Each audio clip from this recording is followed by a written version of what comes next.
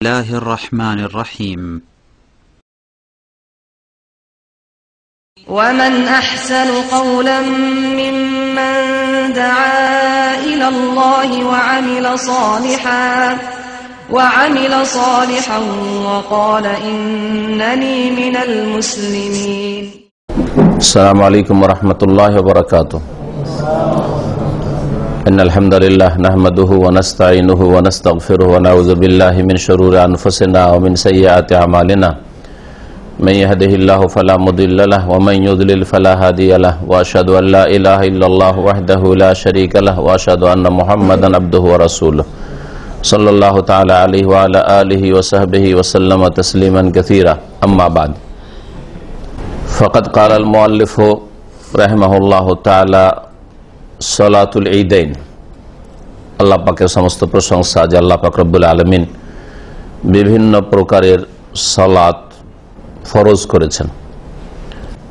সালাত এবং সালাম নাযিল হোক নবী মুহাম্মদ রাসূলুল্লাহ সাল্লাল্লাহু আলাইহি সাল্লামের উপর, যিনি প্রত্যেকটি ইবাদত বন্দেগীর তার মধ্যে গুরুত্বপূর্ণ ইবাদত হচ্ছে সালাত, নামাজ।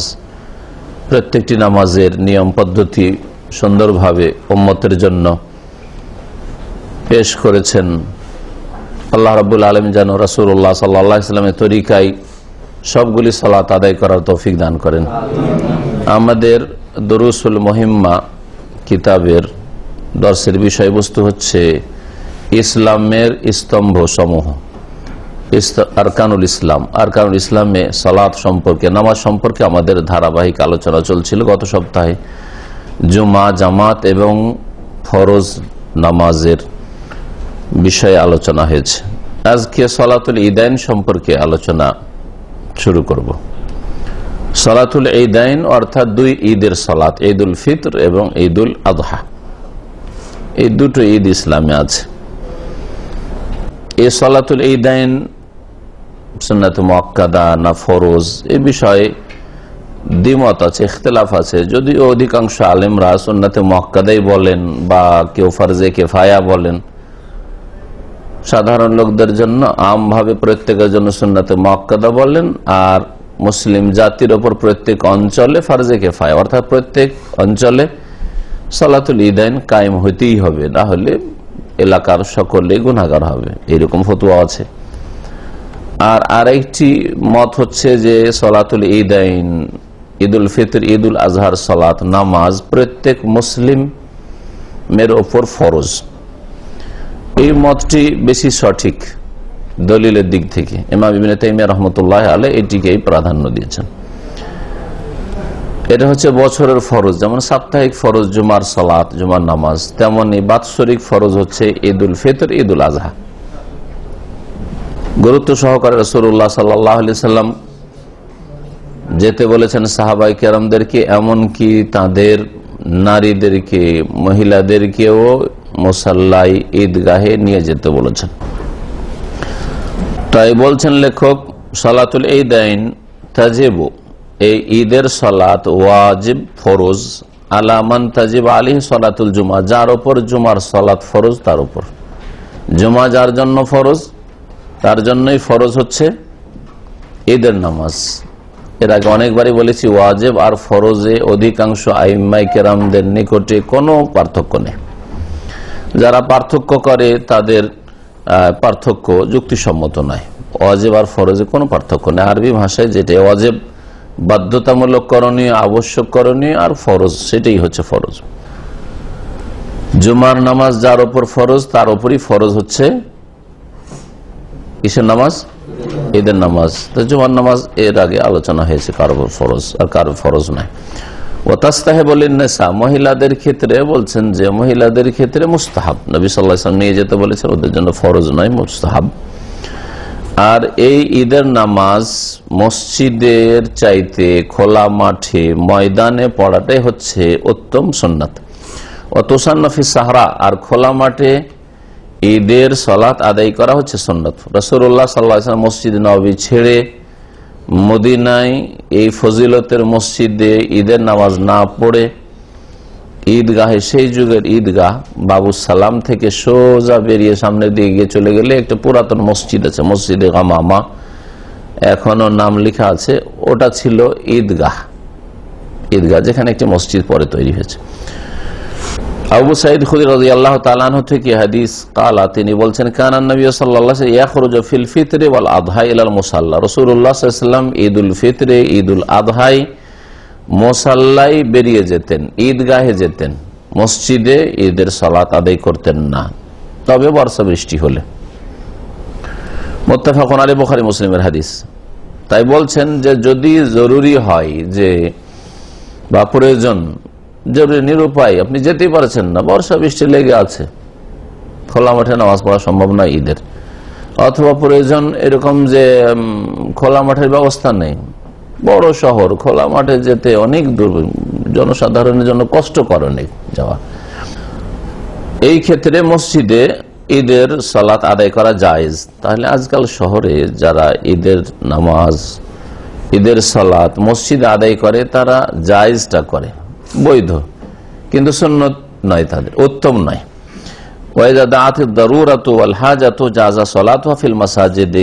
যদি জরুরি হয়ে যায় অথবা প্রয়োজন পড়ে, জরুরি আর প্রয়োজন হাজাতে পার্থক্য, মানে নিরুপায়, বাইরে যেতেই পারছেন না যে কোনো কারণে হোক, অথবা প্রয়োজন যাওয়া যাবে কিন্তু কষ্ট, যেমন আজকালকার শহরের মানুষদের সকলের কাছে গাড়ি নেই, শুধু এখান থেকে শহরের বাইরে খোলা মাঠে যাবে, তার অনেকের জন্য কষ্টের কারণ। তো এইরকম যদি পরিস্থিতি হয় তো জাযা সলাতুহা ফিল মাসাজিদ, মসজিদে ঈদুল ফিতর, ঈদুল আজহার সালাত আদায় করা জায়েজ। ঈদুল ফিতর, ঈদুল আজহা দুটোর সময় কি একই রকম? এই ক্ষেত্রে বলছেন না, যদিও জায়েজ যে দিক থেকে একই রকম, কিন্তু সুন্নত হচ্ছে ঈদুল আজহা একটু তাড়াতাড়ি পড়া আর ঈদুল ফিতরে একটু বিলম্ব করা। ঈদুল ফিতরে যেহেতু ঈদের সালাতের আগে সাদকাতুল ফিতর দিতে হবে, ফিতরা দিতে হবে, সেই জন্য একটু সময়ের প্রয়োজন রয়েছে। চাঁদ ওঠার পর থেকে ফরজ হয়, তাহলে রাত্রে অনেকে দিতে পারলো না, আসল দেওয়ার সময় সকালে, তো সকালে একটু সময় তো লাগবে, তো এই জন্য যদি একটু বিলম্ব করে তো এটা ভালো। ওয়ায়ুসান্নু তাজিলুল আযহা, ঈদুল আজহা তাড়াতাড়ি আদায় করা সুন্নাত, ও তাখিরুল ফিতর, আর ঈদুল ফিতরে বিলম্ব করা হচ্ছে সুন্নাত। ঈদের নামাজ কয় রাকাত? বলছেন ওয়াহিয়া রাকাতান, 2 রাকাত ঈদের নামাজ। ইউকাব্বিরু ফিল উলা, তাকবীর কয়টি? এই ক্ষেত্রে দ্বিমত থাকলে সহিহ হচ্ছে, সহিহ হাদিস, প্রথম রাকাতে 7 তাকবীর আর দ্বিতীয় রাকাতে 5 তাকবীর। ইউকাব্বিরু ফিল উলা, প্রথম রাকাতে তাকবীর বলবে, এগুলি হচ্ছে অতিরিক্ত তাকবীর, তাকবীরাতে জাওয়াইদ বা জায়েদ তাকবীর, অতিরিক্ত তাকবীর। আর এমনি তাকবীর যেমন অন্য নামাজে রয়েছে, যে কোনো ঝুঁকার সময়, উঠার সময় তাকবীর, সেগুলো সেই তাকবীর অন্য নামাজে রয়েছে, ওই রকমই ঈদের নামাজে রয়েছে, কিন্তু এই তাকবীর বলতে বোঝানো হয়েছে অতিরিক্ত তাকবীরগুলি। ইউকাব্বিরু ফিল উলা, প্রথম রাকাতে অতিরিক্ত তাকবীর দেবে, বাদা তাকবীরাতুল ইহরাম, তাকবীরে তাহরিমার পরে, তার মানে তাকবীরে তাহরিমা ছাড়া, 7টি তাকবীরে তাহরিমা ছাড়া 7টি তাকবীর দেবে। ওয়াফিস সানিয়াতে, আর দ্বিতীয় রাকাতে ক্বাবলাল কিরাআতে, তিলাওয়াতের পূর্বে, সূরা ফাতিহা পড়ার পূর্বে, 5টি তাকবীর দেবে, 5 তাকবীর দেবে। ইয়ারফাউ ইয়াদাইহি মা'আল কুল্লি তাকবীর, এই তাকবীর দেওয়ার সময় রফায়দান করবেন কি করবেন না, এই বিষয়ে দ্বিমত থাকলেও লেখক বলছেন যে প্রত্যেক তাকবীরের সাথে রফুল ইয়াদাইন করবে, হাত উঠিয়ে করবে। এই ক্ষেত্রে যেমন অন্য নামাজে রয়েছে রফুল ইয়াদাইন, তেমনি। ওয়া ইউসান্নু কিরাআত সাব্বিহ ইসমা রাব্বিকাল আ'লা ওয়াল গাশিয়া, এই 2 রাকাত সালাতে ঈদুল ফিতর, ঈদুল আযহা সূরা ফাতিহার পরে কোন কোন সূরাগুলি পড়া সুন্নাত? বলছেন প্রথম রাকাতে সূরা ফাতিহার পরে সাব্বিহ ইসমা রাব্বিকাল আ'লা পড়বে, আর দ্বিতীয় রাকাতে সূরাতুল গাশিয়া, হাল আতাকা হাদিসুল গাশিয়া, পাশাপাশি 2টি আম্মা পারা সূরা। আর ওতে একটি খুতবা হবে, খুতবা নামাজের আগে না নামাজের পরে? ঈদে নামাজের পরে, আর জুমায় নামাজের আগে। এই জন্য জুমার খুতবা শোনা ফরজ, আর ঈদের খুতবা শোনা সুন্নাত। ঈদের খুতবা শোনা ফরজ নয়, জি, তবে অনেক তাতে নেকি রয়েছে, এই জন্য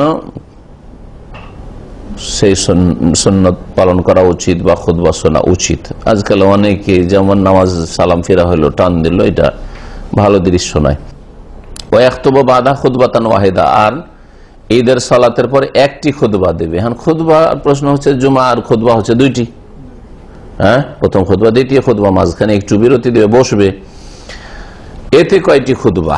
সহি হাদিস দ্বারা দুইটি খুতবা কোথাও প্রমাণিত নয়, একটি খুতবাই সহি হাদিস দ্বারা প্রমাণিত। তাই লেখক তাই লিখেছেন লিফেলি আলাইহিস সালাতু ওয়াস সালাম, কারণ নবী করিম সাল্লাল্লাহু আলাইহি ওয়াসাল্লাম এইরকমই করেছেন, একটি খুতবা দিয়েছেন। যারা দুইটি খুতবা দিয়ে থাকে তারা কিছু জয়ীফ হাদিস পেশ করে থাকে, দুর্বল হাদিস, এক যেগুলি গ্রহণযোগ্য না, আর সেগুলি দলিলও না যখন সাব্যস্ত নয়। আর একটা টেনে টুনে একটা দলিল পেশ করা হয়, সেটা হচ্ছে যে নবী করিম সাল্লাল্লাহু আলাইহি ওয়াসাল্লাম একটি খুতবা পুরুষদের দিয়েছেন, আর সেই খুতবার শেষ দিকে, দ্বিতীয় খুতবা নাই, সেই খুতবার শেষ দিকে মহিলাদের কাছে যেহেতু আওয়াজ পৌঁছেছে না, মহিলারাও ঈদগাহে এসে আছে, ওদের দিকে এগিয়ে গিয়ে বিশেষ একটা আলোচনা তাদের জন্য পেশ করেছেন। ইয়া মাশারান নিসায়ে তাসাদ্দাকনা ফাইন্নী উরিতুকুন্না আকসার আহলিন নারি কুলনা বিমা ইয়া রাসূলুল্লাহ ইত্যাদি ইলা আখির লম্বা হাদিস রয়েছে। মহিলাদেরকে সাদকা করার জন্য উৎসাহিত করেছেন। তোমাদেরকে আমি যখন জান্নাত জাহান্নাম ভ্রমণ করলাম, দেখলাম গিয়ে, স্বপ্নেও দেখেছেন রাসূলুল্লাহ সাল্লাল্লাহু আলাইহি সাল্লাম, আর মেরাজেও দেখেছেন, তখন অধিকাংশ জাহান্নামী দেখলাম নারী জাতিকে। সুতরাং জাহান্নাম থেকে তোমরা বাঁচার জন্য তাসাদ্দাকনা, সাদকা করো। তো এই খুতবা সম্পর্কে বললাম যে খুতবা আসলে একটি, তবে যারা খুতবা দুটি করে থাকে তো এইভাবে করা যেতে পারে যে মহিলাদের বিষয়ে কিছু আলোচনা রাখলো, আল্লাহু আলাম। ওয়ায়ুসান্নু তাতায়্যুব ওয়াল ইগতিসাল, ঈদের সালাতের জন্য সুগন্ধি ব্যবহার করা এবং গোসল করা সুন্নাত। ওয়ালুবসু সিয়াবিল জাদিদা, আর নতুন নতুন কাপড় পরিধান করাও সুন্নাত। নতুন কাপড় যদি কারোর জন্য সম্ভব হয় তো নতুন কাপড় ঈদের সময় ব্যবহার করবে, আর যদি তা সম্ভব না হয় তাহলে পরিষ্কার পরিচ্ছন্ন কাপড়, যেটা যতগুলি কাপড় আছে তার মধ্যে ভালো সেটা পরবে। কিন্তু আজকাল মুসলিমদের অবস্থা এমন যে লুঙ্গি পরে টান দেয়, যেটা রাতের লুঙ্গি পরেছিল সেটাই পরে এসে হাজির ঈদগাহে। জুমা মসজিদও এরকমই, ফজর নামাজও এরকমই, আল্লাহর সামনে গেলে লুঙ্গি পরে চলে যায়। হ্যাঁ, আর যদি তার ম্যানেজারের সামনে যেতে হয় তাহলে বিনা মোজাতে যাওয়া যায় না। লুঙ্গি তো দূরের কথা, প্যান্ট পরার পরে বিনা মোজাতে চলে যাবে, খালি পায়ে স্যান্ডেল পরে, তাও সম্ভব না, অভদ্রতা হয়ে যাবে তার অফিসে গেলে। আল্লাহ হিদায়াত করে এইসব মুসলিমদেরকে। এরা যথাযোগ্য আল্লাহ রাব্বুল আলামিনের কদর করে না, মর্যাদা পেশ করে না। কোরআনে কারীমে আয়াতটি কয়েকবার করে ওমা কাদারুল্লাহ হাক্কা কাদরিহি, তারা আল্লাহ রাব্বুল আলামিনের যেমন মর্যাদা দেওয়া উচিত ছিল তেমন মর্যাদা দেয় না। মোদির ম্যানেজারের বসের তো মর্যাদা দেয়, কিন্তু রব্বুল আলামিনের মর্যাদা দেয় না যা দেওয়া উচিত। এইরকমই পরিষ্কার পরিচ্ছন্ন কাপড় পরবে ঈদের সালাতের জন্য।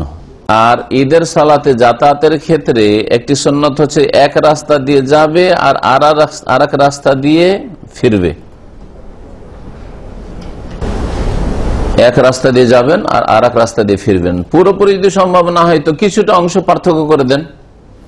অনেক সময় হয়তো গাড়ির রাস্তায় পুরোপুরি একবার রাস্তা পুরোটাই 100% আপনি করবেন, আলাদা রাস্তা করবেন, তা সম্ভব না, কিন্তু কিছুটা তো করতে পারবেন, যে এই দিক দিয়ে গেলেন আর ওই দিক দিয়ে ঢুকলেন, হ্যাঁ করতে পারেন। রাস্তা বদলানো সুন্নাত। হিকমত আল্লাহ ভালো জানেন, তবে এতে রাস্তাগুলি সাক্ষী হবে একটা। দ্বিতীয় হিকমত হচ্ছে এতে মুসলিমদের জনসংখ্যা কাফেরদের দেখানো হবে। এই রাস্তা দিয়ে গেলেন, কাফেররা দেখলো মুসলিমদের সংখ্যা যা মুসলিমরা আছে, কারণ ওয়াক্তিয়া নামাজে তো ছোট ছোট এক এক মহল্লাতে কয়েকটা মসজিদ, হয়তো ওয়াক্তিয়া মসজিদ, কিন্তু ঈদ আসলে এত ঘন ঘন ঈদ আমাদের দেশে যে ঈদগাহ, সব ঠিক নয় আসলে। ঈদ মানে বিশাল এলাকা নিয়ে একটা ঈদগাহ হবে যেখানে হাজার হাজার লোক হাজির হবে, তো এই সংখ্যাগুলি কাফেররা দেখবে। জি, এটা একটা উদ্দেশ্য। তো লেখক বলছেন যে এক রাস্তা দিয়ে যাবে আর এক রাস্তা দিয়ে ফিরবে। এই প্রত্যেকটির ক্ষেত্রে সহি হাদিস রয়েছে, দলিল রয়েছে, যে মাসাইলগুলি উল্লেখ করা হচ্ছে। ঈদের নামাজের আগে বা পরে কোন সুন্নাত আছে কি নেই?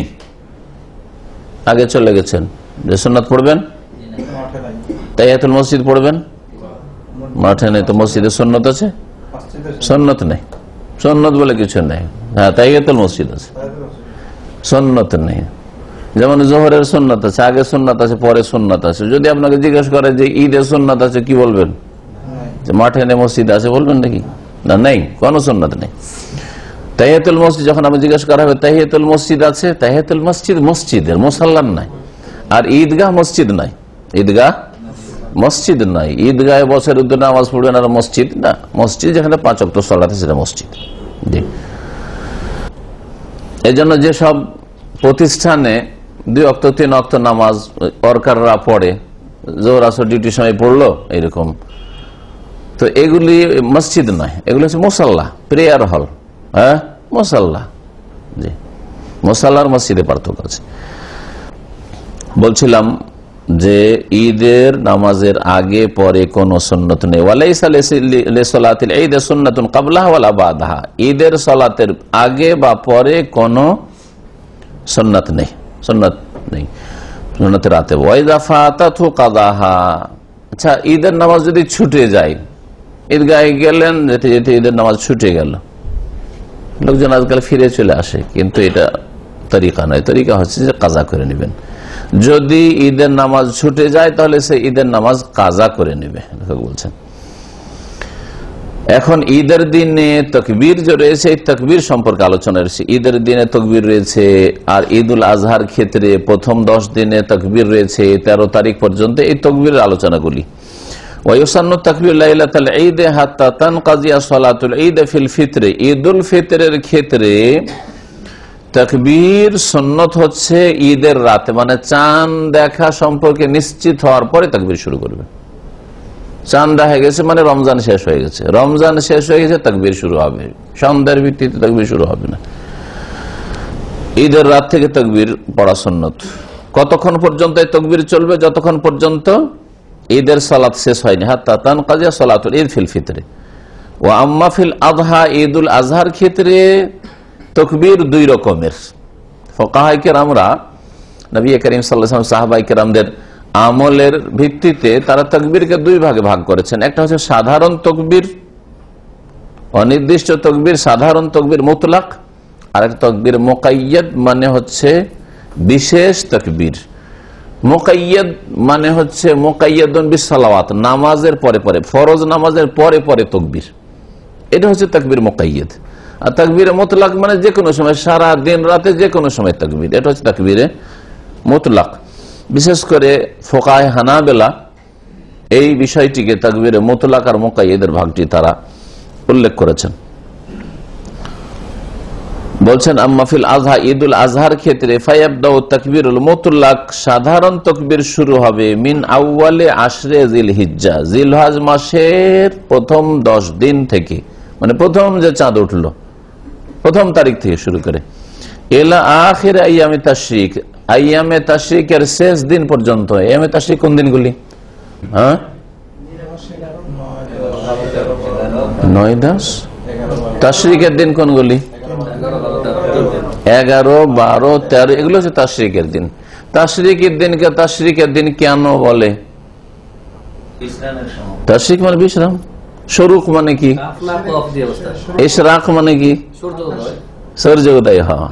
ইশরাক বলেন, ইশরাক, ইশরাক মানে সূর্য ওঠা। আশরাকাতিশ শামসু ওয়া আশরাকাতিল আরদু বিনূরি রাব্বিহা, আশরাকা মানে আলোকিত হওয়া, আশরাকা মানে সূর্য ওঠা, বুঝা গেছে? সূর্য এই জন্য উদয় হওয়ার স্থল পূর্ব দিকে মাশরিক বলা হয়। রব্বুল মাশরিক ওয়াল মাগরিব লা ইলাহা ইল্লাহু, মাশরিক, মাশরিক মানে সূর্য উদয় স্থল, আর মাগরিব মানে সূর্য অস্তমিত হওয়ার স্থল, গারাবা ইয়াগরুবু থেকে ডুবে যাওয়া। তো তাহলে শারক থেকেই হচ্ছে তাশরিক শব্দটি, বাবে তাফিল। তাশরিক মানে হচ্ছে রোদরে কোনো কিছু শুকানো, রোদরে কোনো কিছু শুকানো। তো এই দিনগুলিতে 11, 12, 13 এই দিনগুলিকে আইয়ামে তাশরিক মানে তাশরিকের দিন কেন বলা হয়? এই দিনগুলিতে কোনো কিছু প্রাচীন যুগের লোকেরা শুকাতো, আর তা হচ্ছে গোশত। তখন তো আজকালকার মতো ফ্রিজ ছিল না যে যা গোশত হবে ফ্রিজে উঠিয়ে নিব, কোল্ড স্টোর ছিল না যে সব ঢুকে তোমার সারা বছর খাবো খাওয়াবো, হ্যাঁ, এরকম ছিল না। তাহলে করবে কি?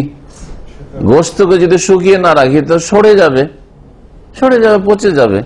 সেই জন্য ওরা কি করতো, কোরবানি, মেনাতে কোরবানি হচ্ছে হাজি সাহেবদের, আর ওই কোরবানির গোস্ত তারা শুকাচ্ছে, শুকিয়ে রাখছে, আর তারপরে তখন সেগুলোকে রান্না করে খাবে। যেমন বাঙালি জাতি যে কোনো মাছের শুটকি খায়, ছোট থেকে বড় যাই বা শুটকি খেতে হবে। শুটকি খেতে, আর শুটকি খেতে গিয়ে কোন শুটকি মুসিবত, সুবহানাল্লাহ, এই বড় বড় পোকা শুটকির মধ্যে।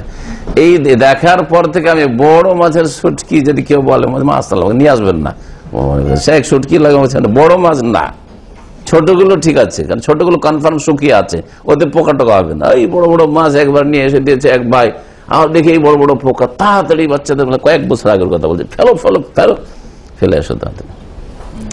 কিভাবে এইসব খায় মানুষ? তো যাই হোক, রাগ করবেন না যারা বড় মাছের শুটকি খান। আবার অনেক আছেন বড় মাছের শুটকি খাওয়ার লোক, এটা রুচির ব্যাপার। আসলে নবী করিম সাল্লাল্লাহু আলাইহি ওয়াসাল্লাম দাব খাননি, ও তো আমি খেতে পারবো না, আমার মাতৃভূমি তো আমি খাই না, কিন্তু তোমরা খাও, যা রুচি হয় খাও। আমি দাব খাই না, আমি খরগোশও খাই না, আমি কাঁকড়াও খাই না। আর একটা কি খাচ্ছে আজকাল সব? হ্যাঁ, না ব্যাং খাওয়া হারাম। হ্যাঁ, সান্ডার দব বললাম, দব হচ্ছে সান্ডা। আর আজকাল এই ছাত্র ভাইয়েরা মাঝে মাঝে সব এগুলো খাচ্ছে। কাঁকড়া তো বললাম, কাঁকড়া, খরগোশ, দব, না শামুকটা আমি দেখিনি, এগুলি হবে মনে হয়। না এগুলো চিংড়ি তো ঠিক আছে, ভালোই রুচিকর, কিন্তু ওইগুলো তাদের রুচি হয়, আমার রুচি হয় না। কিছুদিন আগে এক ভাইয়ের দাওয়াত দিয়েছে, যে সে খরগোশ আছে, আমাদের ভাই এখানে আছে, খরগোশ রান্না করেছে আপনার দাওয়াত। আমি বললাম প্রথম কথা আলহামদুলিল্লাহ, আমি খাই না খরগোশ, আমার হয় না, খাওয়া দাওয়া হয় না। দ্বিতীয় কথা হচ্ছে যে জায়েজ আছে, জায়েজ, অসুবিধা নেই, আপনি খান না, কোনো অসুবিধা নেই। সাহাবায়ে কেরাম করেছেন, খেয়েছেন, খরগোশ খান। তো কি বলছিলাম, কথা লম্বা হয়ে যাচ্ছে, আমাদের দাস শেষ করতে হবে। হ্যাঁ, তাশরিক, তো তাশরিক এই দিনগুলিতে গোস্ত শুকিয়ে তারা রাখতো, সেই জন্য এই দিনগুলিকে আইয়ামে তাশরিক বলা হয়েছে বা নামকরণ হয়েছে। তো তাকবীরে মুতলাক শুরু হবে প্রথম জিলহজ থেকে, আর শেষ হবে তাশরিকের দিনের শেষ দিনে গিয়ে 13 তারিখ পর্যন্ত, আসর পর্যন্ত শেষ দিন। ওয়াল ইয়াউমুল সালিস আশার মিন জিলহিজ্জা, জিলহজ মাসের 13 তারিখ সেটা। ওয়া আম্মাল মুকাইয়াদ বিআদবারিস সালাওয়াত, আর তাকবীরে মুকাইয়াদ তার সাথে বলে দিচ্ছে। মুকাইয়াদ কেন বলা? মুকাইয়াদ মানে কোনো কিছুর সাথে সম্পৃক্ত, কোনো কিছুর সাথে জড়িয়ে থাকা। তো সম্পৃক্ত কিসের সাথে? বেআদবারিস সালাওয়াত, নামাজের পরের সাথে, মানে যেই তাকবীরগুলি ফরজ নামাজ থেকে সালাম ফেরার পরে আল্লাহু আকবার, আল্লাহু আকবার, লা ইলাহা ইল্লাল্লাহ, আল্লাহু আকবার, আল্লাহু আকবার, ওয়ালিল্লাহিল হামদ। আরবে কিন্তু এই আমলগুলি আছে, আমার দেশে সবগুলি জিরো। না তাকবীরে মুতলাকি আছে, না তাকবীরে মুকাইয়াদি আছে। খুব বেশি যদি থাকে তো ঈদের মাঠে যতক্ষণ যাচ্ছে, রাস্তাতেও পড়ে না। হ্যাঁ, ওই ঈদের মাঠে যদি একটু পড়াই তো পড়ে নিল কেউ, আর না হলে এমনি ঈদ পড়ে চলে আসলো, ঠিক কিনা? না আমি কোনো কমিয়ে বলছি? হ্যাঁ, তাহলে এতগুলি সুন্নতের আমল হয় না আমাদের। পয়লা জিলহজ থেকে তাকবীর শুরু হয়েছে, তাকবীরে মুতলাক, যে কোনো সময় দিনে রাতে পড়তে থাকেন, আর 13 জিলহজ পর্যন্ত চলতে আছে। সুন্নতের আমল নেই আমাদের। সাহাবাকেরা বাজারে গিয়ে জোরে জোরে, আবু হুরায়রা আর অন্যান্য সাহাবারা, আব্দুল্লাহ বিন উমর, জোরে জোরে পাঠ করতেন। ফায়ুকাব্বিরুনা বিতাকবীরিহিমা, তাদের তাকবীর শুনে অন্যরা তাকবীর স্মরণ করাবার জন্য, শুধু বাজারে কোনো কাজ থাকতো না তাদের, এমনি শুধু লোকজনকে পড়াইবার জন্য। কি বলছিলাম? তাকবীরে মুতলাক আর তাকবীরে মুকাইয়াদ। মুতলাক মানে যে কোনো সময় তাকবীর পড়া, 1 তারিখ থেকে শুরু করে জিলহজ মাসের 13 তারিখ পর্যন্ত, সহজ কথা। আর তাকবীরে মুকাইয়াদ আমরা নামাজের পরে পরে, এটা হাজি আর গায়র হাজিতে পার্থক্য করেছেন ফোকায়ে হানাবিলা। হাজিদের জন্য একটা তরিকা, আর যারা হাজি নয় তাদের জন্য আর একটা তরিকা। বলছে যারা হাজি নয়, ফায়াবদাউ লিগাইরিল হাজ, যারা হজে নেই তাদের জন্য শুরু হবে মিন ফজরে ইয়াউমে আরাফা, আরাফা দিন ফজর থেকে, মানে 9 তারিখের ফজর থেকে, ফজরের নামাজের পরে নামাজের সাথে সাথে আল্লাহু আকবার, আল্লাহু আকবার, লা ইলাহা ইল্লাল্লাহ, আল্লাহু আকবার, আল্লাহু ওয়া ইলাইহিল হামদ শুরু করবেন। ইলা আখির আইয়ামে তাশরিক, তাশরিকের শেষ দিন পর্যন্ত, 13 তারিখ আসর পর্যন্ত। ও আম্মাল হাজ, হাজিরা 9 তারিখে শুরু করবেন, কারণ আরাফার দিনে তো তারা বড় ইবাদতে মশগুল।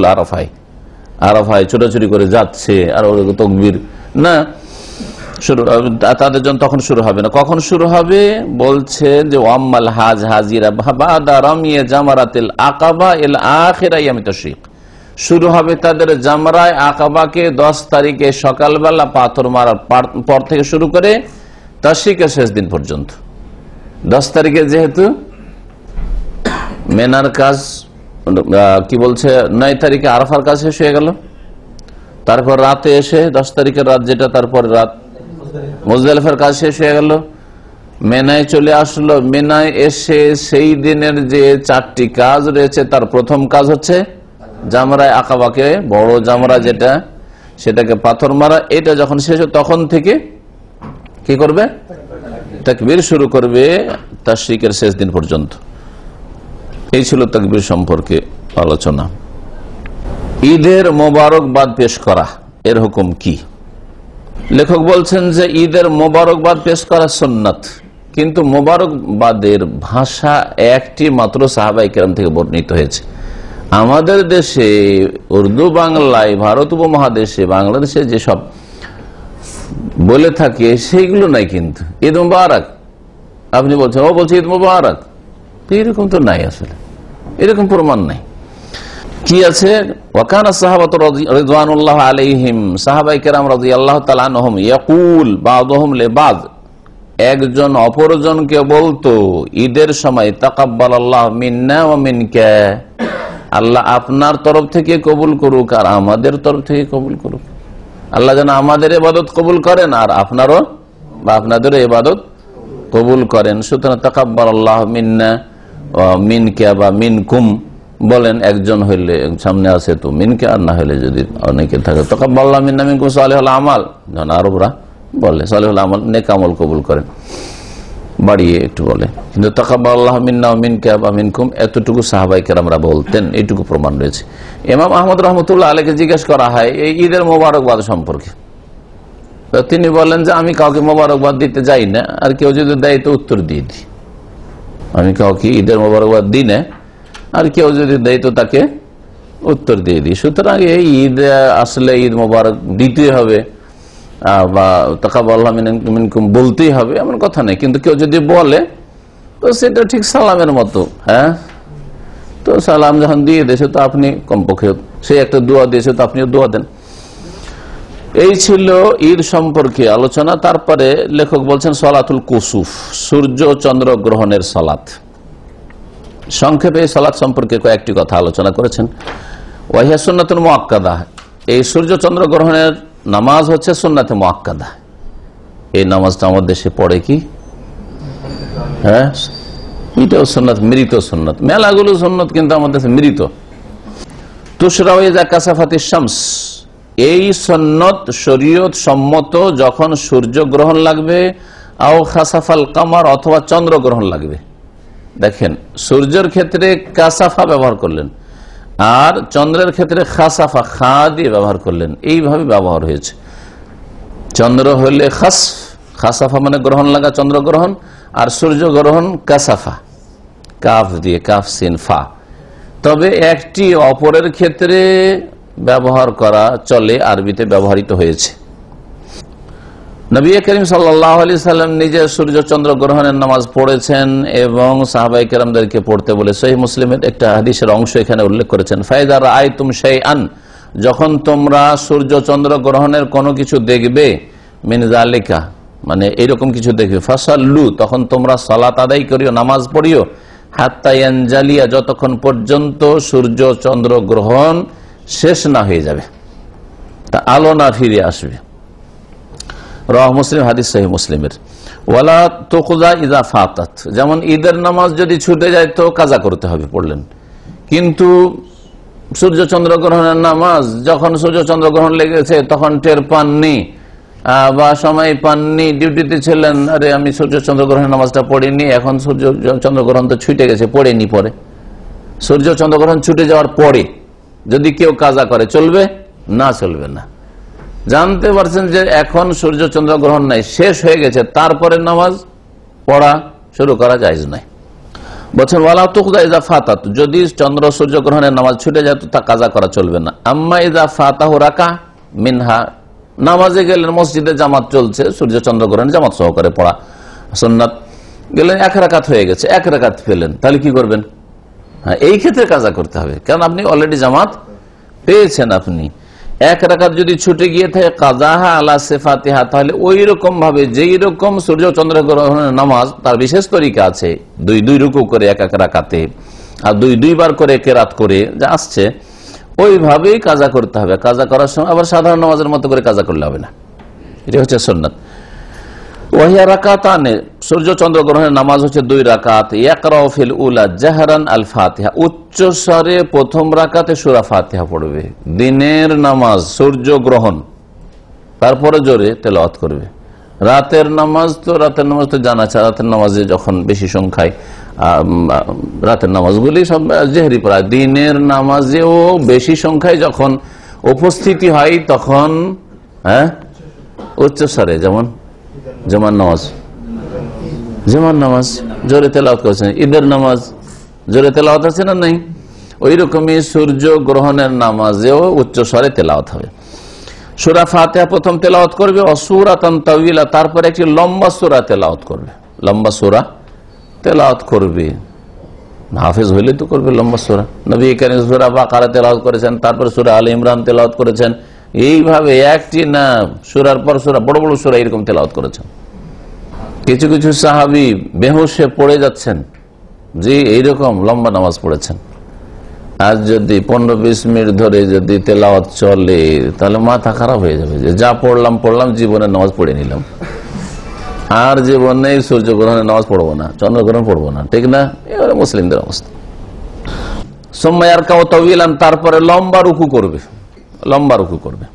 সুম্মা ইয়ারফা, তারপর রুকু থেকে উঠবে, ফায়ুসাম্মিউ ওয়া ইয়াহমাদ, সামি আল্লাহু লিমান হামিদা বলবে, আর তারপরে রব্বানা ওয়া লাকাল হামদ বলবে। ওয়ালা ইয়াসজুদু, তারপরে এমনি নামাজে, সাধারণ নামাজে কি করতে হয়? সেজদায় যেতে হয়। এতে সেজদায় যাবে না, সুন্নাত হচ্ছে বাল ইয়াকরাউল ফাতিহা, আবার সূরা ফাতিহা পড়বে, অসূরাতান তাওয়িলা, তারপরে লম্বা সূরা পড়বে। এখানে অনেকের সংশয় হয়, যারা তরিকা জানে তাদেরও কি সন্দেহ হয় যে দ্বিতীয়বার যখন রুকু থেকে উঠে তেলাওয়াত শুরু করব, তখন অন্য সূরা সরাসরি শুরু করব না আর একবার সূরা ফাতিহা পড়বো? স্পষ্ট হলো না? তাহলে 1 রাকাতে 2 বার সূরা ফাতিহা আর 2 বার তেলাওয়াত, 2 রুকু, সেজদা যাবে না, সূরা ফাতিহা পড়বে, তারপরে আবার লম্বা সূরা পড়ে, সুম্মা ইয়ারকাউ, তারপরে রুকু করবে, তাহলে 2 রুকু হলো 1 রাকাতে। সুম্মা ইয়ারফাউ, রুকু থেকে উঠবে, সুম্মা ইয়াসজুদু, আর তারপরে সেজদা করবে, সামি আল্লাহু লিমান হামিদা রব্বানা ওয়া লাকাল হামদ বলার পরে 2 সেজদা করে, বড় লম্বা সেজদা, সাজদাতাইনে তাওয়িলাতাইনে, বড় লম্বা সেজদা। সুম্মা ইউসাল্লি সানিয়া, দ্বিতীয় রাকাত আদায় করবে, কাল উলা, প্রথম রাকাতের মতো। সুম্মা ইয়াতাশাহাদু, তারপরে তাশাহুদ পড়বে, আর তাশাহুদের সাথে সালাত আলান নবী, আর ওই সাল্লাম, তারপরে সালাম ফিরবে, সালাম দিয়ে সালাত শেষ হবে। সূর্যগ্রহণের নামাজ নিষিদ্ধ সময়গুলিতে আদায় করা যাবে না?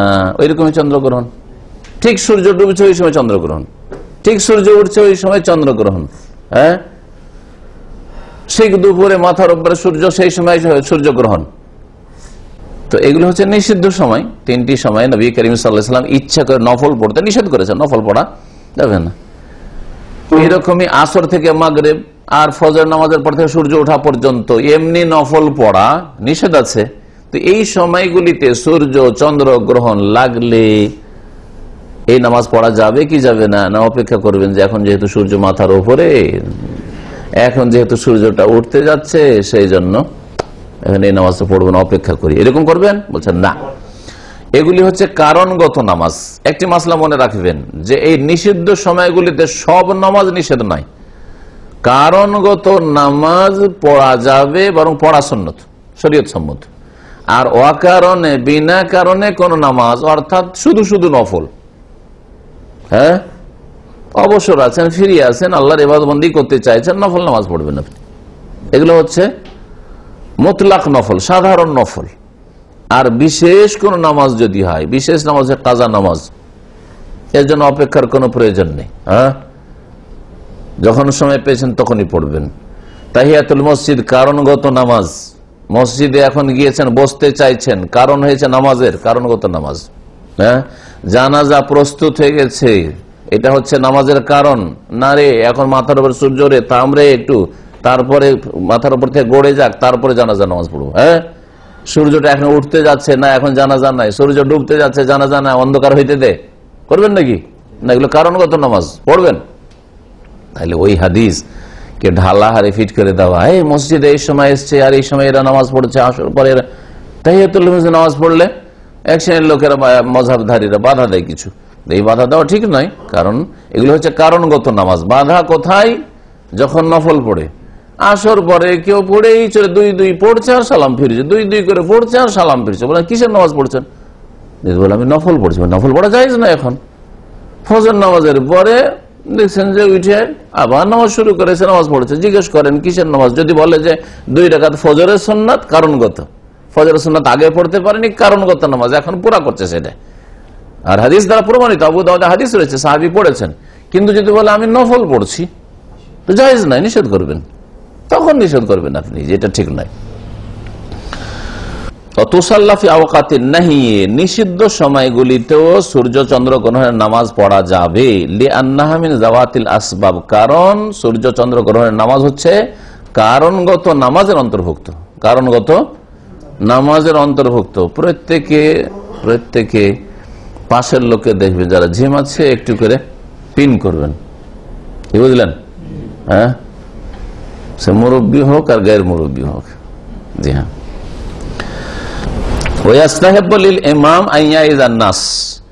সূর্য চন্দ্র গ্রহণে ইমাম সাহেবের জন্য, যিনি নামাজ পড়াবেন তার জন্য মুস্তাহাব হচ্ছে, সুন্নত হচ্ছে একটি ওয়াজ করা, মানে খুতবা দেওয়া। খুতবা মানে ওয়াজ, আর আমাদের খুতবা মানে মন্ত্র, আর ওয়াজ মানে বাংলা। হ্যাঁ, ওয়াজ মানে কি? বাংলায় হইলে ওয়াজ, আর আরবিতে যদি হয় মন্ত্রের মতো, বাঙালি কিছু বুঝলো না তাহলে খুতবা হইল। হ্যাঁ, আর তার সাথে সাথে ওয়াজ কখন হবে? বাংলায় হইতে হবে, আবার সুর করে হইতে হবে, তাহলে ওয়াজ। আমারটা ওয়াজ না, আমারটা লেকচার। হ্যাঁ, নাই কথা কইছে, বুঝতে পারছেন? এই মূর্খতা মুসলিম সমাজে। জি হ্যাঁ, ওয়াজ মানে উপদেশ দেওয়া, যে কোনো উপদেশ, ইতিবাচক নেতিবাচক। এটা বাবা করো তো এতে কল্যাণ রয়েছে তোমার, এটা করিও না এতে তোমার অকল্যাণ রয়েছে, এটি হচ্ছে ওয়াজ, উপদেশ। মুস্তাহাব ইমামের জন্য জনসাধারণকে ওয়াজ করা, উপদেশ দেওয়া, ইউযাক্কিরুহুম, তাদেরকে আল্লাহ পরকাল স্মরণ করিয়ে দেওয়া, ইয়াহসুম আলা তওবা, তওবার জন্য তাদেরকে উৎসাহিত করা, ওয়াল ইস্তিগফার, ইস্তিগফার, আল্লাহর কাছে ইস্তিগফার মার্জনা কামনার জন্য। তবে ইস্তিগফার করতে বলবেন, যে মানুষের পাপের জন্য এগুলি নিদর্শন দেখা দিয়েছে। আল্লাহ রাব্বুল আলামিন এইভাবে এমন একটা দিন হবে যেই দিন চিরতরে সূর্যকে আলোহীন করে দেবেন, হ্যাঁ, চন্দ্র খসে পড়ে যাবে, এসব এতে আল্লাহ রাব্বুল আলামিন দেখেছেন। সায়েন্টিফিক কারণ থাক, কিন্তু এর পিছনে কোন শক্তি আছে? আল্লাহর শক্তি রয়েছে। যারা সায়েন্স বলছে তারা যেহেতু আল্লাহ পরকালে বিশ্বাসী নয়, সেজন্য সব প্রাকৃতিক এই মূর্খদের কাছে এরা হচ্ছে আবু জাহাল। কারণ আল্লাহ সম্পর্কে যার জ্ঞান নেই, হ্যাঁ, আল্লাহর দিন সম্পর্কে যার জ্ঞান নেই, যতই বড় সে বৈজ্ঞানিক হোক না, সে আবু জাহাল, জাহেল সে। কিন্তু রব্বুল আলামিন না করছেন, কুল্লু ইয়াউমিন হুয়া ফি শান, আল্লাহ রাব্বুল সবকিছুই করছেন। তো এই সূর্য চন্দ্র গ্রহণের মাধ্যমে আমাকে আপনাকে নিদর্শন দেখে দেওয়া হচ্ছে যে এইরকম ভাবে কোন এক সময় তোমার সামনে হইতে পারে, আর তোমার আগামী প্রজন্মের সামনে হইতে পারে, যেই দিন চিরকালের জন্য সূর্য ধ্বংস হয়ে যাবে, চন্দ্র ধ্বংস হয়ে যাবে, যেদিন সূর্যকে আলোহীন করে দেওয়া হবে। সুতরাং চিন্তাশীল হও, তওবা করো, ইস্তিগফার করো, সংশোধন করো, আল্লাহর দিকে ফিরে আসো। এই ছিল আলোচনা কুসুফ বা খুসুফ সম্পর্কে, সূর্য বা চন্দ্রগ্রহণ সম্পর্কে। সালাতুল ইস্তিসকা, ইস্তিসকার নামাজ। ইস্তিসকার নামাজ কাকে বলে?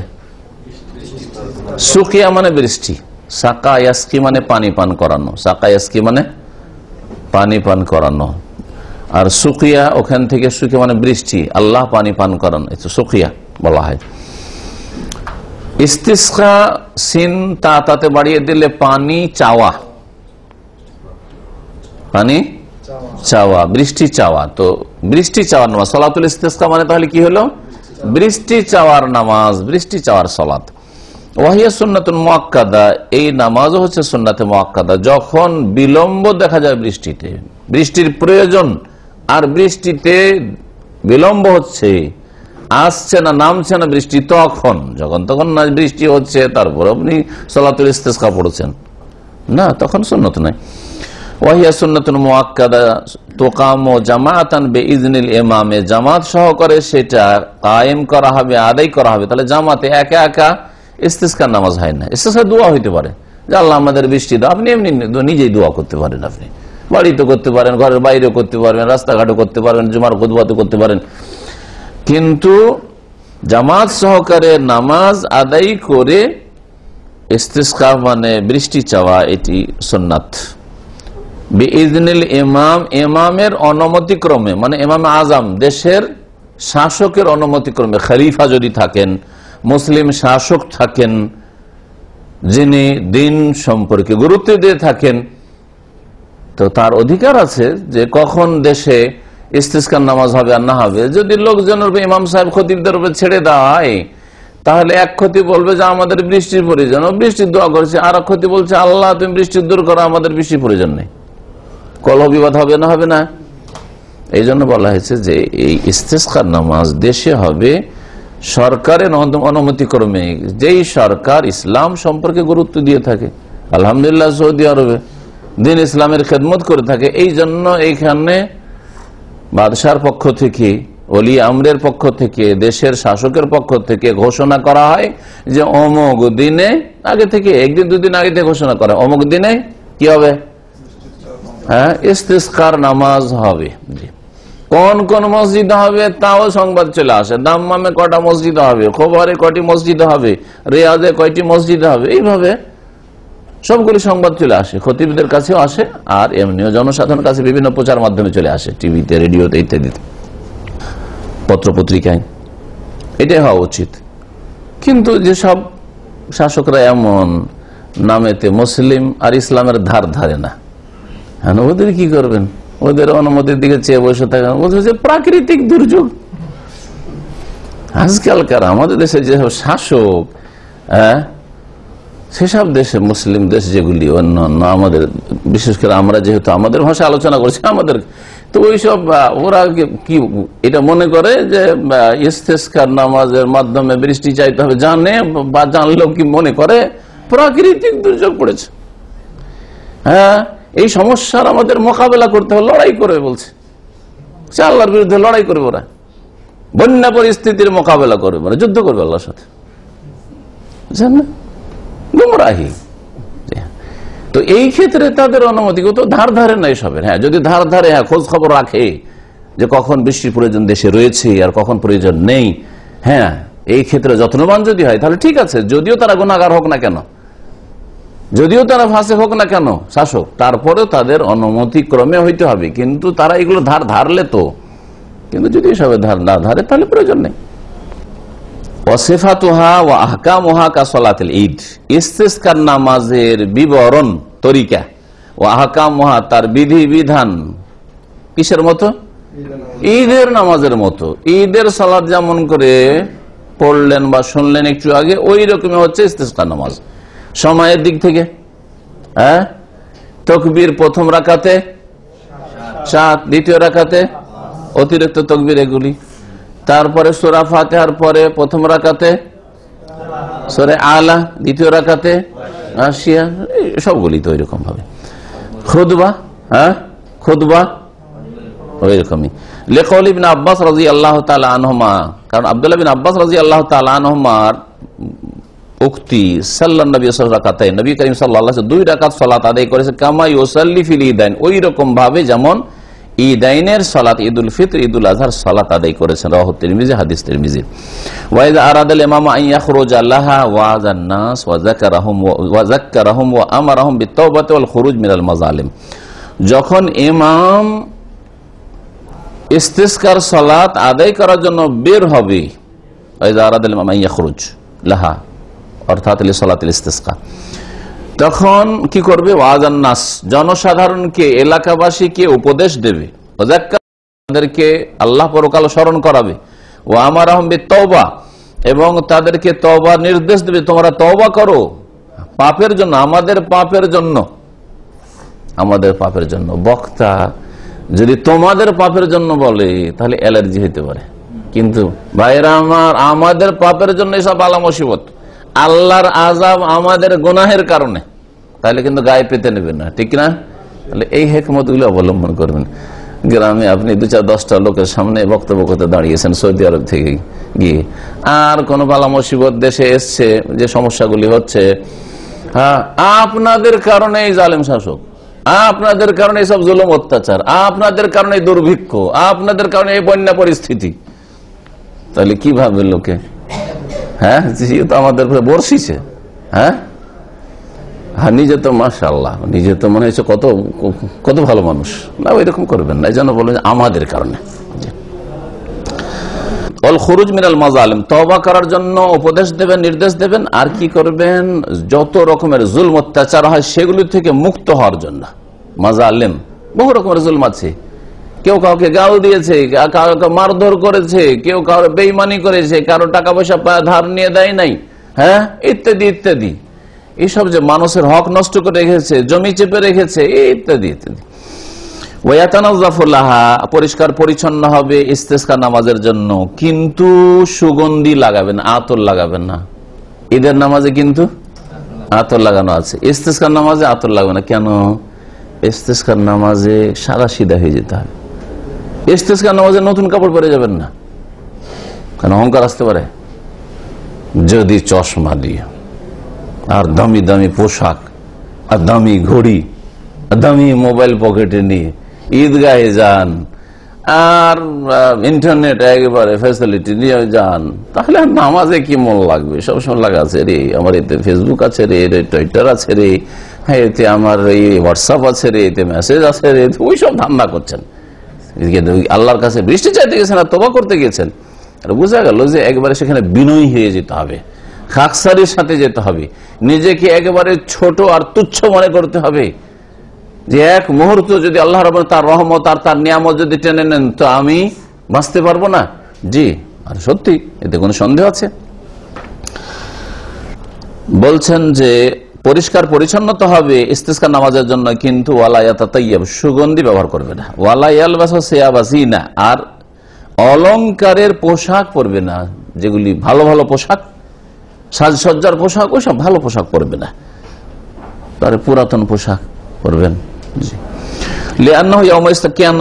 কারণ এই দিনটি হচ্ছে বিনয়ী হওয়ার দিন। খুযুইন, আর খুযু মানে হচ্ছে কাছাকাছি, নমনীয়তা। ইস্তেকানা আর খুযু সব কাছাকাছি, প্রতিশব্দ বলা যেতে পারে। ওয়াখরুজু কামা খারাজা রাসূলুল্লাহ সাল্লাল্লাহু আলাইহি ওয়াসাল্লাম, আর বের হবে ঈদগাহে কিন্তু ঈদের নামাজের মতোই। তার মানে ঈদের নামাজ যেমন ঈদগাহে পড়া উত্তম সুন্নাত, ওই রকমই ইস্তেসকার নামাজও ঈদগাহে পড়া উত্তম সুন্নাত। যেমন ঈদের নামাজ প্রয়োজন বশত মসজিদে পড়া জায়েজ, তেমনি ইস্তেসকা বৃষ্টি চাওয়ার নামাজও প্রয়োজন বশতে মসজিদে পড়া জায়েজ। বলছে যেমন রাসূলুল্লাহ সাল্লাল্লাহু আলাইহি ওয়াসাল্লাম বেরিয়েছেন মুসাল্লায়, মানে ঈদগাহে, মুতাজাল্লিলান, বড়ই অনগত হয়ে, মুতাওয়াজিয়ান, বড়ই বিনয়ী হয়ে, মুতাখাশশিয়ান, বড়ই খুশুর সাথে, মুতাদাররিআন, মানে একগ্রতার সাথে, আল্লাহ অভিমুখী হয়ে। এগুলি সব কাছাকাছি শব্দ, আর এগুলি হচ্ছে অন্তরের গুণ।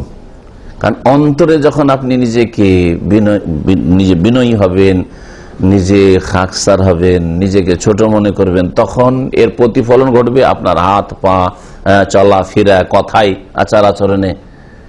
আপনি নিজে বিনয়ী আর চিৎকার করে কথা বলছেন, বিনয়ী আর বাহাদুরের মতো কথা, এটা হবে নাকি?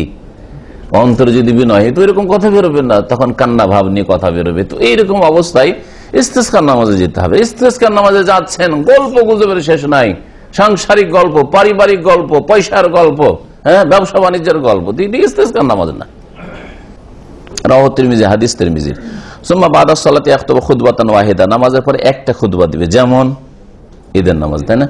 ইউকসিরু ফিহা, কিন্তু পার্থক্য একটু যে ঈদের খুতবাগুলি যেহেতু বাৎসরিক সম্মিলন, সেখানে মুসলিম জাতির যে বড় বড় সমস্যাগুলি রয়েছে সেগুলির সমাধান তুলে ধরবে। মুসলিম জাতির কোন কোন ক্ষেত্রে ত্রুটি রয়েছে সেগুলির চিকিৎসার জন্য কিছু কথা পেশ করবে। আর ইস্তেসকার নামাজে তওবা ইস্তেগফারের প্রয়োজন, সংশোধনের প্রয়োজন, যাতে আল্লাহর রহম হয়, আল্লাহ বৃষ্টি দেন, সেজন্য বেশি বেশি ইস্তেগফার করবে খুতবায় উঠে, নিজেও তাহলে স্মরণ হবে, অন্যরা করবে। সুম্মা ইয়াদু ফিহা, তাতে দোয়া করবে, রাফিয়ান ইয়াদাইহি ইলাস সামাই, আকাশের দিকে হাত উঠিয়ে, আকাশের দিকে হাত উঠিয়ে। এই সম্পর্কে কেমন করে হাত উঠাবে না উঠাবে বিস্তারিত আলোচনা বুলুগুল মারামে আমাদের হয়ে গেছে, যার ফলে সে বিষয়টি আবার ফেরাচ্ছি না। বেমা ওয়ারাদ আনিন নবী সাল্লাল্লাহু আলাইহি ওয়াসাল্লাম, আর নবী করিম সাল্লাল্লাহু আলাইহি ওয়াসাল্লাম থেকে যেসব দোয়া বর্ণিত রয়েছে সেগুলি দিয়ে দোয়া করবে। তাহলে আরবিতে ওই দোয়াগুলি করা সুন্নাত, এছাড়াও নিজের ভাষাতে দোয়া করা যেতে পারে। সুম্মা ইস্তাকবিলুল কিবলা, তারপরে কিবলামুখী হবে, ফায়াকুলু সিররান, আর মনে মনে বলবে। এই দোয়াটি কোনো হাদিসের দোয়া না, তবে এই অবস্থায় এইরকম ধরনের দোয়া প্রযোজ্য, তাই লেখক নিজের পক্ষ থেকে লিখেছেন ভাষ্যকার। আল্লাহুম্মা ইন্নাকা আমারতানা বিদুআইকা, হে আল্লাহ তুমি আমাদেরকে তোমার কাছে দোয়া করার জন্য নির্দেশ দিয়েছো। ওয়া ওয়া'আদতানা বিইজাবাতিকা, আর তুমি দোয়া কবুল করার ওয়াদা করেছো যে উদউনি আস্তাজিব লাকুম, দোয়া করো আমার কাছে, আমি তোমাদের দোয়া কবুল করবো বা ডাকে সাড়া দেবো। ওয়াকাদ দাআউনাকা, আর আমরা আপনার কাছে দোয়া করেছি। কামা আমারতানা, যেমন আপনি নির্দেশ দিয়েছেন। ফাস্তাজিব লানা, সুতরাং আমাদের দোয়া আপনি কবুল করুন। কামা ওয়া'আদতানা, যেমন আপনি আমাদের সাথে ওয়াদা করেছেন। সুম্মা ইউহাউইলু রিদাহু, তারপরে চাদরটা উল্টাবে, চাদরটা উল্টাবে। চাদর নিয়ে যেমন, তাহলে গামছাই হোক অথবা ওর চাইতে একটু বড়ই হোক, চাদরই হোক, অথবা কিছুই না থাকে, আজকাল আরবদের যেমন এইটা আছে, তো এইটা দিয়ে হইতে পারে, এটাকে উল্টাবেন, এমন ভাবে ধরবেন যে এই দিকটা এইদিকে চলে আসবে আর এই দিকটা ওই দিকে চলে যাবে, তারপরে আপনি গায়ে দিয়ে নেবেন। এই চাদর উল্টার হিকমত কি? নবী করিম সাল্লাল্লাহু আলাইহি ওয়াসাল্লামের সুন্নাত প্রথম কথা। আর যে কোনো সুন্নাত পালন হচ্ছে আপনার ইবাদত, হ্যাঁ, ওতে আপনার ইবাদত তাআব্বুদ থাকতে হবে, আমি নবী সাল্লাল্লাহু আলাইহি ওয়াসাল্লামকে ফলো করছি, এটাই হচ্ছে আমার ইবাদত। কারণ আল্লাহ বলেছেন যে ইবাদত নবীর তরিকা, আমার নবীর তরিকায় করতে হবে। তো নবী এটা করেছেন, আমার এটাই হচ্ছে ইবাদত। আমি ওর রহস্য বুঝি আর না বুঝি, এটা একজন সহিহুল আকীদা সালাফি লোকের মানহাজ। যারা বিদআতি, না এটা কেন, না এটা কেন, আরে উটের গোশত খেলাম তো কি দোষ করলাম সেজন্য ওযু করতে হবে? আরে তো ওই বেকুবকে বলে যে উটের গোশত খেলে, উটের গোশত খেলে কি জন্য ওযু করতে হবে? তাহলে তোমার বায়ু সরলো কোন জায়গায় দিয়ে, তো হাত মুখ কেন ধুইতে হবে? ওকে বলেন তো দেখি, তো দেখি এটা তাআব্বুদ না, ইবাদত, ইবাদত। আর বিদআতীদের লক্ষণ হচ্ছে এ কেন কেন করা। আর সহিহুল আকীদা লোক, সাহাবায়ে কেরাম, তাবেঈন, তাবা তাবেঈন, সালাফে সালেহিনদের যারা অনুসারী, তারা দ্বীনের ক্ষেত্রে কেন বলে না, হিকমত কি, রহস্য কি, কজ কি? বেয়াদবি। আপনি আমার মতো লোককেও যদি, আপনি আমার কাছে কিছু শিখছেন, যদি বলেন শেখা আপনি এটা কেন করবেন, এটা বেয়াদবি। আমার সাথে যদি বেয়াদবি হয়, তো আল্লাহ পাকের সাথে কত বড় বেয়াদবি, রাসূলুল্লাহর সাথে কত বড় বেয়াদবি। যে রাসূলুল্লাহ সাল্লাল্লাহু আলাইহি ওয়াসাল্লাম চাদর উল্টাচ্ছেন, বলছে কেন চাদর উল্টাবো? রাসূলুল্লাহ সাল্লাল্লাহু আলাইহি ওয়াসাল্লাম বলছেন যে উটের গোশত খেলে ফালিয়াতাওয়াজ্জা, ওযু করবো, যে কেন ওযু করব? এগুলো বিদআতীদের লক্ষণ। সহিহ হাদিস দ্বারা প্রমাণিত, বাস, আর আমাদের কারণ জিজ্ঞেস করার দরকার নেই। হ্যাঁ, সহিহ হাদিস যদি না হইতো, জয়ীফ, দুর্বল, সুতরাং নবী সাল্লাল্লাহু আলাইহি ওয়াসাল্লাম থেকে প্রমাণিত হইল না, যখন হইল না তখন নেব না। চাদর পাল্টানো হচ্ছে নেক ফাল, ফাল, ফাল মানে শুভ লক্ষণ নেওয়া, শুভ লক্ষণ। শুভ লক্ষণ কি? চাদর উল্টালাম, চাদরটা যেভাবে ছিল ওটা কি করে উল্টে দিলাম, ঠিক এটা থেকে আমি শুভ লক্ষণ নিচ্ছি কি, যেমন চাদর উল্টালাম তেমনি আল্লাহ রাব্বুল আলামিন অবস্থাটাও কি করবেন, পরিবর্তন করে দেবেন। যেমন চাদর পরিবর্তন করলাম, চাদর অবস্থাটা ঠিক তেমনি আমাদের অবস্থাও আল্লাহ রাব্বুল আলামিন কি করবেন, পরিবর্তন। দুর্ভিক্ষ রয়েছে, অনাবৃষ্টি রয়েছে, আল্লাহ বৃষ্টিতে রূপান্তরিত করবেন। অনাবাদ হয়ে জমি রয়েছে, জমি শুকিয়ে রয়েছে, মৃত জমিকে আল্লাহ জীবিত করবেন। জি, এখানে আজকের আলোচনা শেষ করছি। আল্লাহ রাব্বুল আলামিন যেন আমাদেরকে দ্বীন শিখার তৌফিক দান করেন এবং দ্বীন মোতাবেক চলার তৌফিক দান করেন, কোরআন এবং হাদিস থেকে আমাদেরকে দ্বীন নেওয়ার তৌফিক দান করেন, রাসূলুল্লাহ সাল্লাল্লাহু আলাইহি ওয়াসাল্লামের সত্যিকার অনুসারী হওয়ার তৌফিক দান করেন। আল্লাহ রাব্বুল আলামিনের কাছে দোয়া করি, আল্লাহ যা আমরা বললাম, যা আমরা শুনলাম, যা আমরা শিখলাম, আল্লাহ রাব্বুল আলামিন তাতে যেন বরকত দান করেন দুনিয়াতে এবং আখিরাতে। আল্লাহ পাক রব্বুল আলামিন আমাদের জান্নাতুল ফিরদাউস যেন দান করেন। সুবহান রাব্বিকা রাব্বিল ইজ্জাতি আম্মা ইয়াসিফুন ওয়া সালামুন আলাল মুরসালিন ওয়ালহামদুলিল্লাহি রাব্বিল আলামিন।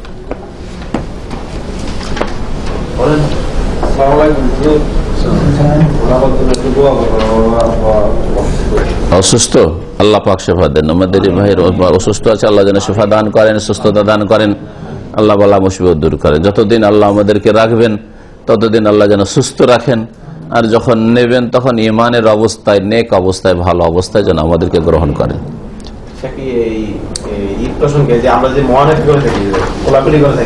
ঈদের পরে, ঈদের নামাজের পরে কোলাকুলি করা বিদআত, কুল্লু বিদআতিন দালালা, আর প্রত্যেক বিদআত হচ্ছে গুমরাহি। সুতরাং এই গুমরাহির কাজ, গুনহার কাজ করবেন না।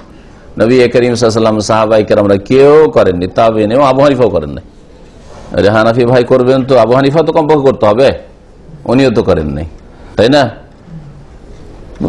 সুতরাং কিভাবে তাকওয়া অর্জন করা যায়? কিভাবে তাকওয়া? তাকওয়া মানে আল্লাহ ভীরুতা। তাকওয়া মানে হচ্ছে গুনাহ থেকে বাঁচা। তাকওয়া মানে আল্লাহর অসন্তুষ্টির কাজ থেকে বাঁচা। তাকওয়া মানে জাহান্নাম থেকে, কবর আযাব থেকে, দুনিয়ার আযাব, আল্লাহর আযাব থেকে আত্মরক্ষা করা। তো এর জন্য আল্লাহ পাক রব্বুল আলামিন দুটো জিনিস দিয়েছেন, একটা হচ্ছে করণীয় আর একটা হচ্ছে বর্জনীয়। আপনি ওই সমস্ত কাজ যথাসাধ্য করবেন যেগুলি আল্লাহ ভালোবাসেন, আর ওই সমস্ত কাজ থেকে বেঁচে থাকবেন যেগুলিকে আল্লাহ ঘৃণা করেন। আপনার স্ত্রী যদি জিজ্ঞেস করে আপনাকে যে তোমাকে রাজি করার জন্য আর তোমাকে সুখী করার জন্য আমাকে কি করতে হবে, তো কি উত্তর দেবেন? আমি যে উত্তরটা দিলে এটাই দিবেন না? আমাকে যেগুলো ভালো লাগে সেগুলি তুমি করবে আর বলবে, আর আমাকে যে সব ভালো লাগে না ওগুলো থেকে তুমি বেঁচে থাকবে, ঠিক কিনা? আমাকে যে রকম খেতে ভালো লাগে, যেই সময়টাই ঘুমাতে ভালো লাগে, আর ঘুমের সময় যদি কথা বলতে চাই তো ভালো লাগবে? হয়তো কথা বলতে চাইছে, কিন্তু আপনাকে এই সময় ঘুমাতে ভালো লাগছে। হ্যাঁ, আপনি কথা বলতে চাইছেন মোবাইল, আর ওই সেই সময় ডিস্টার্ব করছে, তো ভালো লাগবে? তাহলে আপনাকে যেই কথা কাজটা ভালো লাগে সেগুলি আপনার স্ত্রী যদি করে আপনার সাথে, তাহলে খুশি আপনি ওর উপর। আর যেগুলি আপনাকে খারাপ লাগে সেগুলি থেকে বেঁচে থাকে, তাহলে সে আপনাকে খুশি করতে পারবে। ইতিবাচক এবং নেতিবাচক, লা ইলাহাও ঠিক রাখতে হবে, আর ইল্লাল্লাহও ঠিক রাখতে হবে। বুঝা গেল? জি হ্যাঁ। তো আল্লাহ রাব্বুল আলামিন যাতে খুশি হন, আল্লাহর দিকে এগিয়ে যেতে পারি, এইরকম ফরজ ইবাদত বন্দেগী, সুন্নত ইবাদত বন্দেগী, নফল ইবাদত বন্দেগী, নামাজের ক্ষেত্রে, রোজার ক্ষেত্রে, সাদকা দান খায়রাতের ক্ষেত্রে, হজের ক্ষেত্রে বেশি বেশি করুন। আর গুনার ক্ষেত্রে কাবিরা গুনাহ ছাড়েন, সাগীরা গুনাহ ছাড়েন, প্রকাশ্য ছাড়েন, লুকিয়ে ছাড়েন। লোকের সামনে গুনাহ করেন না, ভালো মানুষ, কিন্তু লুকিয়ে লুকিয়ে গুনাহ করেন, সবগুলি ছাড়েন। হ্যাঁ, তো দেখবেন সন্দেহর জিনিস ছাড়েন, মকরু ছাড়েন। আর মকরু বলে জর্দা খেতে থাকবেন, পান। হ্যাঁ, অপচয় করতে থাকবেন, পানের অপচয়। বোঝা গেছে? তো এইসবটা চলবে না। মকরু বলে আপনি সিগারেট আর বিড়ি খেতে থাকবেন, এসব চলবে না। টাকনার নিচে কাপড়ই থাকবে, আর বলছে তাকওয়া কি করে অর্জন করবো? মানে টাকনার নিচে কাপড় থাকবে, জাহান্নামে যাওয়ার কাজ। তো কোথায় আপনি বাঁচতে চাইছেন? নবী সাল্লাল্লাহু আলাইহি ওয়াসাল্লাম বলছেন টাকনার নিচে কাপড় গেলে জাহান্নামে যাবে। আর তাকওয়া মানে হচ্ছে বাঁচা। তাহলে জাহান্নাম থেকে বাঁচতে চাইছেন না জাহান্নামে যেতে চাইছেন? তাহলে আপনি যেই দিনই এই হাদিসটা জানলেন সেই দিনই আপনি জাহান্নাম থেকে বাঁচার জন্য চেষ্টা হচ্ছে আমার কাপড় ওপরে উঠবে, দুনিয়া কি বলছে দেখার বিষয় না, আমাকে জাহান্নাম থেকে বাঁচতে হবে। বোঝা গেছে? বলেন যে রাসূলুল্লাহ সাল্লাল্লাহু আলাইহি ওয়াসাল্লাম দাড়িওয়ালা মুসলিম দেখলে খুশি হবেন না বিনা দাড়িতে দেখলে খুশি হবেন? এটা উদাহরণ বলেন। আপনি নিজের বিবেকে বলেন যে রাসূলুল্লাহ সাল্লাল্লাহু আলাইহি ওয়াসাল্লাম কোনটা চেহারা পছন্দ হবে? যারা দাড়ি রাখেন না তারা বলেন, লজ্জার কিছু নেই, রাখছেন না, ত্রুটি।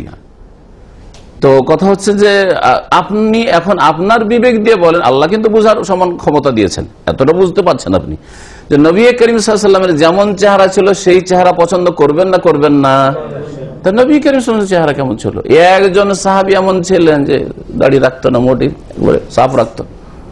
তাহলে কোন সাহাবী পছন্দ, রাসূলও পছন্দ করবেন না হাসর মাঠে, আর কোন সাহাবীও এরকম চেহারা পছন্দ করবেন না। তা আপনি কেন পছন্দ করছেন আপনার জন্য?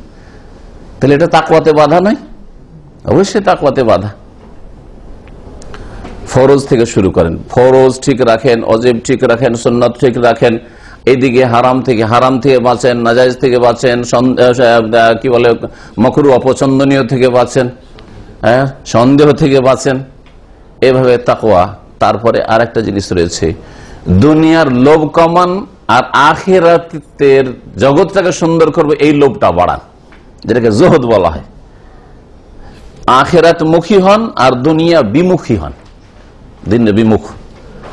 দুনিয়া আর লোভ লালসা কমাতে হবে। দুনিয়ার লোভ লালসা কম না, টাকার জন্য মেলা কিছু করে দিতে পারেন। হ্যাঁ, কয় পয়সাতে বিক্রি হয়ে যেতে পারেন, তাহলে আপনার সাময়িক টেম্পোরারি ইবাদত দিয়ে তাকওয়া অর্জন হবে না। বুঝা গেছে? কখন বিক্রি হয়ে যাবেন?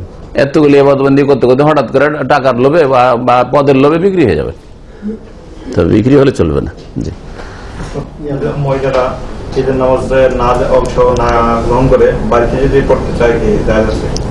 ঈদের নামাজ মহিলারা ঈদগাহে গিয়ে পড়বে, যদি পড়ে, এটাই সুন্নাত। আর বাড়িতে পড়বে এর দলিল আমাদের কাছে নেই, আল্লাহু আলাম।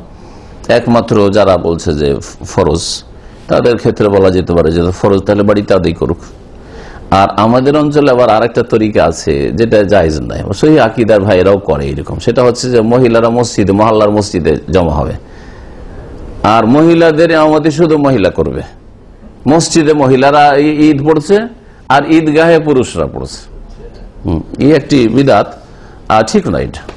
যদিও আমাদের অনেক সহি আকীদা ভাইয়েরা করছে আর লেডিসরাই করছে, কিন্তু এটা জায়েজ নাই। দলিল তো লাগবে। কোথায় দলিল পেলেন আপনি যে মসজিদে মহিলাদেরকে জমা করবেন? হয় ওই ঈদগাহে নিয়ে যান, আর না হলে যদি না নিয়ে যেতে পারেন, কেন নিয়ে যেতে পারছেন না? জলসা কেমন নিয়ে যেতে পারছেন? ওয়াজ মাহফিলে কেমন নিয়ে যেতে পারছেন? আর তবলিগি চিল্লাতে কি করে নিয়ে যেতে পারছেন? জামাত ইসলামের আপনার মহিলা সংগঠনে কি করে আপনি মিটিং ফিটিং এ নিয়ে যেতে পারছেন আপনি? বুঝা গেছে? আর মিছিলে কি করে নামাই দিতে পারছেন? সবগুলি করতে পারছেন। আর সবগুলিতে যারা যেগুলোতে ইসলামের আলোচনাও হচ্ছে ওখানেও পর্দার ব্যবস্থা করছেন। যে ওয়াজ, বিশাল ওয়াজ মাহফিল, সেখানেও পর্দার ব্যবস্থা করছেন, মহিলাদের জন্য সুবন্দোবস্ত আছে। আর ঈদগাহে বন্দোবস্ত করা তৌফিক হচ্ছে না, না সুন্নতের সাথে ভক্তি নেই, আসল রোগ এখানে। জি হ্যাঁ, সুন্নতকে মেরে দিয়েছি আমরা। যেটা সুন্নত নয় সেখানে সুন্নত করে দিয়েছি, যে জলসা হইলে মহিলাদের একটা ব্যবস্থা থাকতে হবে। আর যেখানে সুন্নত ওইটাকে আমরা মেরে দিয়েছি, এর জন্য কোনো গুরুত্ব দিই না। বরং বিদআতি মৌলবি মহিলাদেরকে মসজিদে নিয়ে আসতে চায়, মহিলাদেরকে ঈদগাহে নিয়ে আসতে চায়, এরা ভোগ করতে চায়। এ বদ প্রকৃতির মৌলবি এগুলো, যারা এইসব কথা বলে। এর ফিতরাত, নেচার খারাপ, যে এইরকম ভাষা বলে রাসূলুল্লাহ সাল্লাল্লাহু আলাইহি ওয়াসাল্লাম হাদিস সম্পর্কে। নবী করিম সাল্লাল্লাহু তাগিদ করেছেন মহিলাদেরকে ঈদগাহে নিয়ে যেতে, আর বারণ করছেন যদি মহিলারা যদি মসজিদে গিয়ে নামাজ পড়তে চায় তাহলে তাদেরকে বারণ করিও না, নিষেধ করিও না, যেতে দাও। আরে বলছে যে এরা ভোগ করবে, উপভোগ করতে চায় ইত্যাদি। এসব গোমরাহ। এরা হচ্ছে দুআতুন ইলা আবওয়াবে জাহান্নাম, জাহান্নামের দরজার দিকে ডাকছে এরা। গায়বী জানাজা জানাজার মতোই, শুধু পার্থক্য হচ্ছে যে সামনে লাশ নেই। গায়বানা জানাজা সম্পর্কে দ্বিমত রয়েছে, তবে গায়বানা জানাজা, যার জানাজা মোটেই হয়নি, অমুসলিম দেশে মারা গেছে, অথবা যে কোনো ভাবে লাশ পাওয়াই যায়নি, লাশ পাওয়া যায়নি, গুম, লোক নিখোঁজ, খুন করা হয়েছে কিন্তু লাশ পাওয়া যাচ্ছে না, তো জানাজা হবে না? হবে না। তো গায়বানা জানাজা, গায়েব মানে মাইয়াত হাজির নেই।